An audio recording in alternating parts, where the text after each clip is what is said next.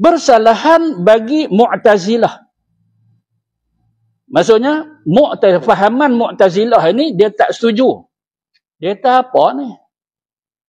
Salah ke kalau kita nak tangguh? Tak ada salah. Itu fahaman mereka. Tak salah. Buat dosa ni memanglah dosa, kita kena taubat. Tapi nak menangguh tu pasal apa? Jadi salah pula. Itu fahaman Mu'tazilah. Mu'tazilah ni iaitu fahaman yang kita semua ketahui ataupun ada yang belum kita ketahui. Dia adalah fahaman yang terkeluar daripada Ahlus Sunnah wal Jamaah. Jadi Mu'tazilah ini daripada kalimah i'tazalah. I'tazalah iaitu bermaksud meninggalkan atau menjauhkan diri, bererti dia tak mau ikut pegangan atau fahaman pendapat tok guru dia. Dia ada sejarah dia berlaku. Dan kisah ini berlaku ketika mana? Iaitu ketika zaman tabi'i. Maksud lepas daripada zaman para sahabat. Iaitu satu orang yang dia tidak puas hati dengan pendapat tok guru dia, iaitu Hasan Al-Basri. Imam Hasan Al-Basri. Maka Wasil bin Atha. Wasil bin Atha. Ini nama orang yang pencetus kepada fahaman Mu'tazilah ini. Wasil bin Atha. Jadi dia ada beberapa kumpulan dia, orang kuat dia, antara dia Ammar bin Ubaid, berselisih faham dengan pendapat guru dia. Padahal Imam Hasan Al-Basri salah seorang daripada tokoh ulama Ahlus Sunnah wal Jamaah. Jadi kesimpulan kat situ, fahaman Mu'tazilah ini adalah fahaman yang tidak tepat. Dia lebih kepada menggunakan akal fikiran. Dia kira guna kita kata sebagai dalil aqliyah mereka lah. Dan fahaman ini disebut juga sebagai aliran rasionalis Islam. Rasional. Itu kan. Dia kira apa yang dia rasa betul, itulah yang betul. Dia tak mau nak bersandar kepada Al-Quran sangat. Ada. Bukan kata dia tolak sungguh. Tapi kalau akal dia lebih, maka dia akan pegang kepada akal dia lebih utama daripada nas Quran ataupun daripada hadis. Ni aliran yang macam ni cukup bahaya sebab dia guna akal fikiran. Maka fahaman Mu'tazilah ini, dia kata apa? Berkata mereka itu dengan berbilang-bilang dosa melambatkan taubat itu dengan sebab panjang masa. Berbilang-bilang dosa melambatkan taubat itu. Banyak dosa. Okey, orang yang buat dosa yang banyak, melambatkan taubat itu dengan sebab panjang masa. Padahal apa yang disebut itu lebih kurang sama aja. Dia kata apa? Yang Ahlu Sunnah kata, bila dah kita buat satu kesalahan, tak kira kecil ataupun besar, maka segera bertaubat. Tak segera salah. Tak segera bertaubat satu dosa. Dia kata menangguhkan taubat tak dosa. Menangguhkan taubat itu maksud melambatkan, tak apa, bukan hari ni, tak mesti hari ni, bila pun boleh, tak dosa. Tapi yang dosa adalah apabila terlalu lama. Dia terlalu lama. Dia beza kat situ. Kita kata yang terlalu lama lagi teruk. Lagi teruk. Jadi bila buat dosa cepat terus, wajib segera. Dia kata tak mau wajib segera. Boleh duk tangguh. Boleh duk tangguh. Nak pergi mana? Lorak pergi mana? Macam tu pula. Kita faham kat situ, puak ini dia mempermainkan agama. Dia ingat nyawa tu, dia reka ke? Dia ingat nyawa tu duduk kat tangan dia ke? Dia kata tak apalah. Kan nak dosa. Cuma bila kita tangguh jadi lama, itu baru dosa. Tapi kalau kita tangguh macam setahun dua, Boleh pula kata macam tu. Ingat nyawa hang boleh pergi ke tahun depan ke? Dosa kata tahun depan. Sagi pun lepas sejam kita tak tahu hidup ke mati. Ni fahaman mereka yang tersasar, yang teruk. Ini baru satu contoh. Kita ambil contoh-contoh yang pening kepala dengan puak ni. Puak Mu'tazilah ini. Tetapi berlebih kurang besarnya dengan berlebih kurang panjang masa melambatkan itu. Tengok kepada keadaan. Kalau dosa yang kecil-kecil ni tak ada masalah apalah kalau dia nak taubat bila pun. Tapi kalau dosa besar ni, dosa lah lama sangat, nampak? Yang ni perkataan yang betul-betul mempersendakan agama. Tak apalah, itu fahaman mereka yang kita dah sebut terkeluar daripada fahaman Ahlus Sunnah wal Jamaah. Dan berhajat ia kepada taubat daripada maksiat. Melambatkan itu seperti wajib ia taubat daripada maksiat yang pertama. Dan berhajat ia kepada taubat daripada maksiat, melambatkan itu seorang yang melambatkan, menangguhkan, mentakhirkan taubat dia, maka wajib dia bertaubat. Pasal apa? Pasal dia melambatkan taubat, satu kesalahan pula, maka dia kena taubat. Melambatkan taubat. Dia melambatkan taubat tu salah. Maka wajib dia bertaubat daripada kesalahan lambat bertaubat. Seperti wajib ia taubat daripada maksiat yang pertama. Macam taubat dia macam mana? Macam kesalahan yang dia buat tu. Kesalahan dia buat apa dia?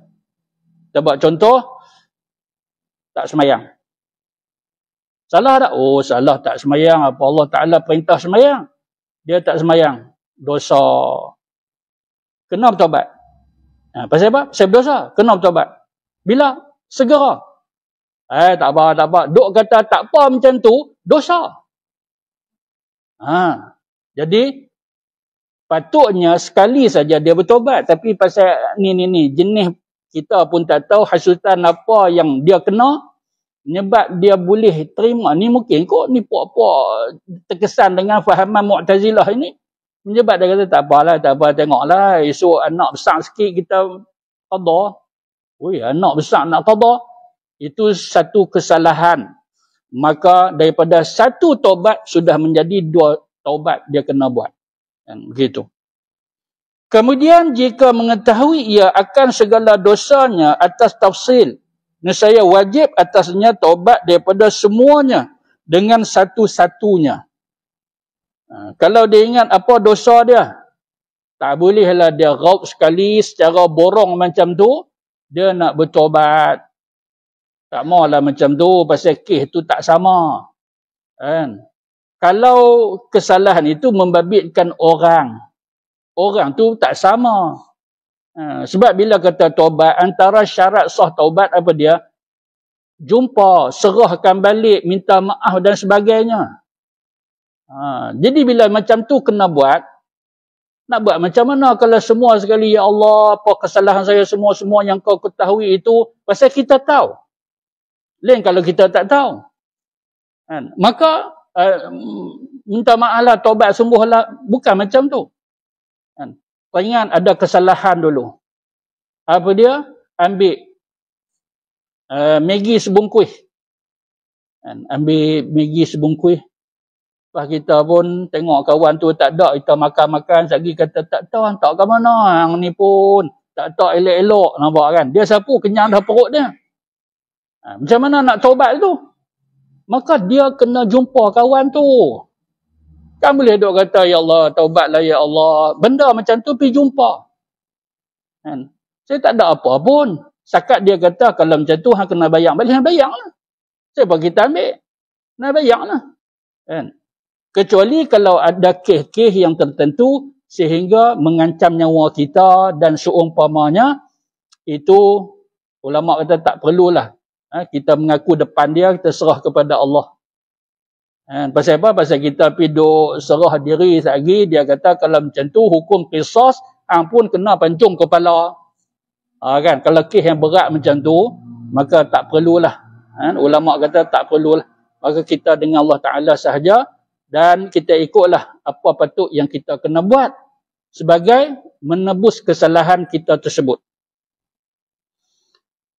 Sebab itu apabila kita tahu secara tafsil maksudnya pada terperinci, wajib atasnya orang yang melakukan kesalahan itu tobat daripada semua yang satu-satu yang terperinci itu, dan tiada memada oleh satu taubat sahaja, tak boleh.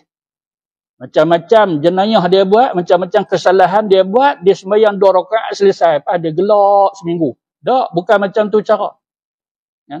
Dia kena selesai satu persatu. Balik kat rumah, dengar kuliah malam ni, nak taubat teruslah malam ni. Nak tangguh-tangguh, dah ustaz kata tak boleh, berdosa lagi pula.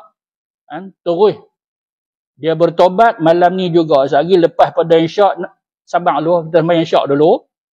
Duduk balik terus nak taubat nanti dulu. Main syak dulu, selesai apa yang biasa kita taubat, ba'diyah ada apa semua, sehari balik. Balik, mai balik.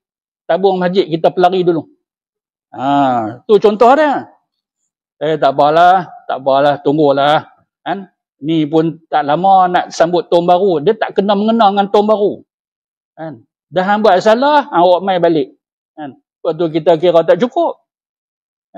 Tengok dua susun ada 7, pasal apa? Ada 6. Nampak kan contoh begitu. Awak mai balik. Tak ada apa kalau orang nak minta ganti tak ada ganti rugi. Kalau tu dah awak mai balik kan begitu. Tapi kalau ada isi tu tak balik. Bukan dia pelari tong kosong kan. Ada begitu. Barulah insya-Allah Allah Taala terima taubat dia. Kalau tak ada dah, tong pun tak ada, lingkup pun semua, dengan duit pun dah tak ada, mai mengaku. Mai mengaku. Tak usah Ustaz, kalau mengaku esok depa bagi mandi macam mayat dulu.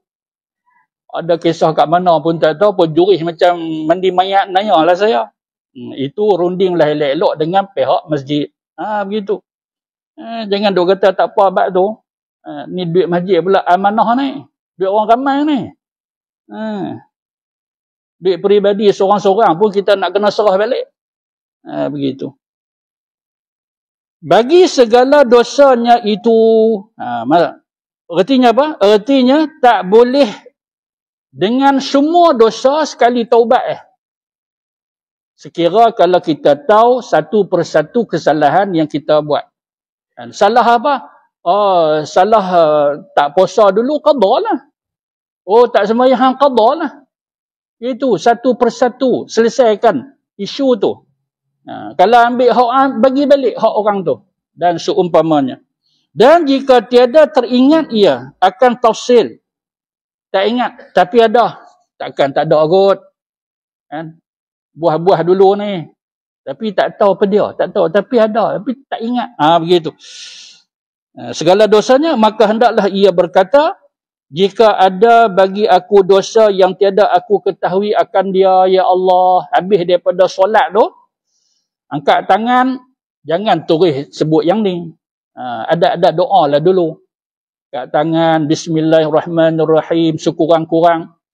Alhamdulillahirrabbilalamin, wassalatu wassalam ala sayyidil mursalin, wa ala alihi wa ashabihi ajma'in. Boleh tak Arab? Tak boleh Ustaz, baru taubat ni. Nak boleh Arab kot mana? Tulislah yang ni. Ingat. Tak ingat, tulis. Tak kat kertas kecil tu tengok macam tu. Jika ada bagi aku dosa ya Allah yang tiada aku ketahui, bahkan engkau ketahui akan dia ya Allah, maka aku taubat daripadanya kerana-Mu ya Allah. Kita ubahlah kerana-Mu, dia kata kepada Allah Ta'ala. Ini dia sebut begitu, tapi dah jadi doa kita. Taubat ini bukan kerana siapa, kerana-Mu ya Allah. Dan bahawasanya diberi taubat itu satu ibadat yang dijanjikan akan pahala kerana kalau dia bertaubat, dosanya Allah Ta'ala hapuskan, bahkan dia dapat pahala di situ. Kalau dia tak taubat, bertumpuk dosanya, maka Allah Ta'ala nak bagi pahala apa? Dosa lah, dah tumpuk dosa. Tapi kalau dia taubat, selesai, dia dapat pahala pula. Bismillahirrahmanirrahim.